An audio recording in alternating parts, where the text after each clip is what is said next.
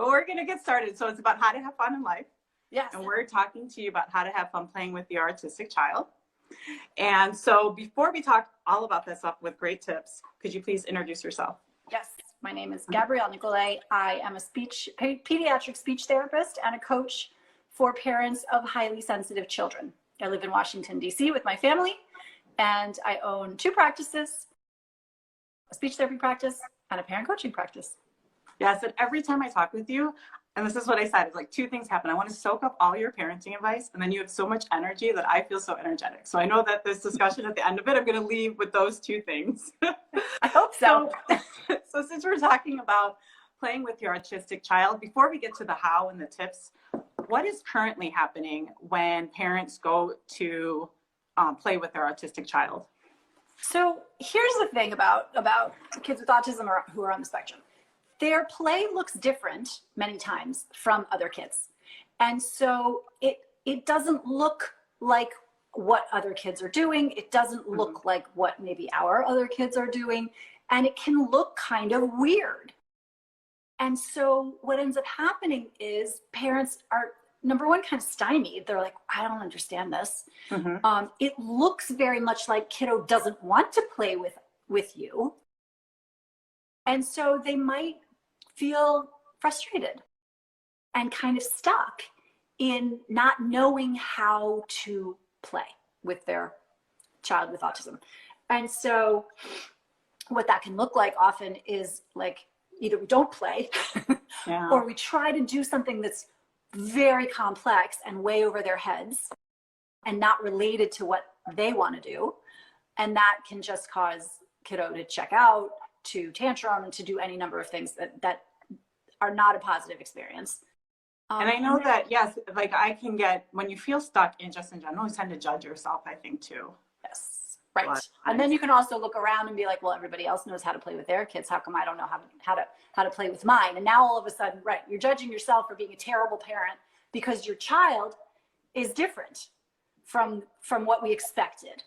Right? Okay, so what is an example of how their play kind of looks like on the range of autistic spectrum? Here is very handily at my desk, which if you could see, it's like books and bubbles and trucks. So in typical play for a 2-3-year-old, even 4s, truck play looks like pushing the truck on the road, maybe filling it and dumping it, right? But we're sort of playing with the truck as if it's a real truck, right? In autism, sometimes we get that, but we get something that's more like back and forth pushing without a clear destination. Sometimes we get just wanting to watch the wheels spin. And that doesn't look like play to many people. Okay. And so they're thinking like, this isn't play. This is not how play is supposed to be. Exactly. And it seems like they're getting frustrated from this experience. And then it just kind of leads to a whole bunch of negative experience and maybe a little bit of a cycle. Yeah, for sure. Because what ends up happening is you're like, well, I don't know how to do this. So you don't do it. Yes. And then you don't end up playing with your child, which is ultimately something you want to do.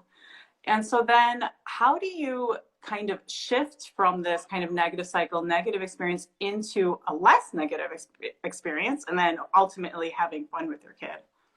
So the fact of the matter is we have to expand what we mean when we say play. And we have to we want to sort of give up these notions that there's a right way and a wrong way to play with toys. So you and I were talking and I was like, it's like coffee. There's no one, now people are going to disagree about this, so that's the first thing you got to notice, right? But there's no one right way to drink your coffee, to prepare your coffee, right? Some people like it black. Some people like it black with sugar. Some people like it with a lot of milk. Some people like it with just a little bit of milk. Some people like to warm their milk up first. And so how you like it is just how you like it. And then what about me? I don't drink coffee. I drink tea. So there's not even, I mean, my husband's very particular about coffee. So that's such like something you can so relate to. It's like, he's so specific about it. And to me, I'm like, that's not how I think you should drink coffee, but okay. Yeah. And so here's the thing. My father-in-law, as we were talking earlier, I was thinking about my father-in-law, because my father-in-law used to drink this much water, this much coffee, and about this much sugar. You know, dirty water is what we used to call it. But here's the thing. I didn't not prepare it like that for him because I thought he should have something different. Oh, that's interesting. Yeah. I had lots of thoughts about it. I had lots of judgments about it. None of which were helpful, by the way, in preparing the actual coffee. Yeah. Right? Yeah. I gave it to him, particularly as he was aging, because he couldn't do it himself. We gave it to him because that's how he wanted it. Yeah. And you're right. There is no right way. Each person is going to have a certain way that they look at what they want and what's enjoyable to them. And if you're so busy stuck like, well, this is enjoyable to me and not the other person, then you never kind of meet each other. Exactly. Where you want to be, and make it like keep missing each other. You keep missing each other. Yeah, and for a kid with autism, for an autistic child, that can be really isolating, really stressful. I mean, for any of us, right? Like, if I had told my father-in-law, like, you're drinking this wrong, like you're making your coffee is wrong. Yeah. He would have felt terrible. Yeah. And so that is, you know, when we're looking at how an autistic child might be playing, if we're constantly putting a value judgment on that, then we're asking them to internalize something that, number one, is not theirs, and number two, is not helpful. And even like when I think about when I'm judging someone for doing something that maybe I don't agree with, I feel negative. I'm the one that's feeling really negative. So it's not even if you could just kind of let go of the other person for just a second, but it doesn't even feel good. And so if you're in that space also as a parent, so how do you then suggest, like, okay, there's no right or wrong way to play? If we can suspend disbelief, right? You just have to kind of say, okay, I'm gonna assume that, right? Yeah. And you kind of have in the back of your mind, how does that carry out on a day-to-day basis when you go to play with your child? Yeah. So back to our truck, right?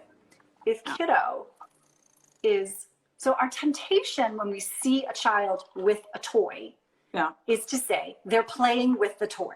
Yeah. Okay, but that tells us almost nothing about the way in which they're playing with the toy. So what we want to do is tweak our observational skills. We really, particularly with kids with autism, we really have to be detectives. And we want to be understanding what's underneath the things that we're seeing, because it's a little bit different from what we're seeing with our neurotypical kids. So, for example, if kiddo is holding a truck and spinning the wheels, what's much more accurate is they're playing by spinning the wheels. Right? Yeah. So we're going to hone our observation and really drill down crystal clearly on sort of what it is that we're seeing. And we're not going to judge it. Okay. So even the idea that they're playing with the truck, or you can just say spinning the wheel, like even dwindling down to, that's exactly what I'm seeing. Yeah.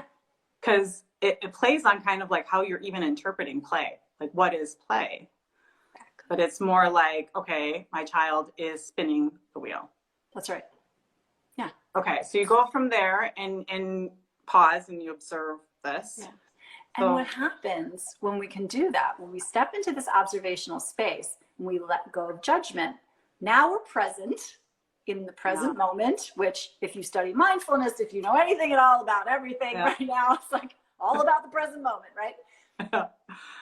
And that's where you can get curious and start to ask yourself a different set of questions. Rather than asking yourself, why the hell are they doing this? Maybe you start to say, I wonder what's so interesting about this. Yeah. And then you start to say, and this is the follow-on to this sort of drilling down on observation, is can we now build in a little bit of imitation from child to parent. In other words, I, the parent, am going to imitate what you, the child, are doing. Okay. Now ask me why we're going to do that. Why don't you do that? Because it puts the child in the driver's seat. It makes the child correct. Oh. Oh, that is super interesting. Because if you're like, oh, no, it's this way, and then the child can perceive that, oh, what I'm doing with the truck is wrong. And that goes back to there's like no right or wrong way to play. There's just play and how I'm choosing to play. Oh, that is so interesting. I love it. I just learned so much every time I talk to you about parenting. Okay. So you observe what they're doing, and then, okay, so how do you go about imitating? Like, are you in their face or what? Like, such a good question. Okay. So there's a whole other lecture that's days and days about sensory processing. But the point being, you want to know what your child can tolerate in terms of your presence. So it might be that you are across the room doing what I'm about to show you, or it might be that you're right next to them. Okay, so this is the other piece of it, which is like, we have to throw away what we know about play, but we also have to throw away what we know about being in relationship. Because some sensory systems, some bodies can't handle close proximity yet. Okay. They will get there. So here's what you do. You grab your own truck, and it doesn't have to be the same one. Like they're playing with the dump truck, you can grab the digger. Stick with my dump truck for now. And guess what? You do the same thing they're doing. Okay. Yeah. Within the bounds of like what's comfortable and for your child. Exactly. Okay. Yep. Okay. Because I liked what you said, because when we are in that stuck place and we're going kind of into this compare and judging, but if we just pause and just observe a little bit, it can kind of get us out of that and into that more curiosity space and just like, okay, what is happening here? What am I seeing? And give you that breathing room first so you can take a different course of action from there. But that's such an awesome tip. So you observe and then you imitate. Basically. Okay. And so I want to thank you so much for being on this live. And you help parents a lot. You help me a lot. You help parents in general. So can you tell us a little bit about how you help parents and then where they can find you for more information? Yes. They can go to the website at www.raisingorchidkids.com. We call those highly sensitive children orchids in orchid land. And actually along those lines of like, they're not wrong, they're just different. It's a different kind of flower, right? And at that website, so can you just tell me a little bit about how you help? Yes. So we have two offerings. We offer one-on-one parent coaching where families can sign up, and actually they can sign up for one session if they want to, or they can sign up for 10 sessions. That is completely optional. I don't have a specific way that I work one-on-one with parents. And then we also have group classes that meet quarterly. We're starting a new one in July. Okay. And that's on the website as well. Okay, that's perfect. So it's not, you spell it exactly how it sounds, raisingorchids.com. Raisingorchidkids.com. Okay, raisingorchidkids.com. Yep. Okay, that's great. Thank you so much. You're so welcome. For your time, and I'll see you soon. So fun, Tara. Thank you for being patient. No, thank you.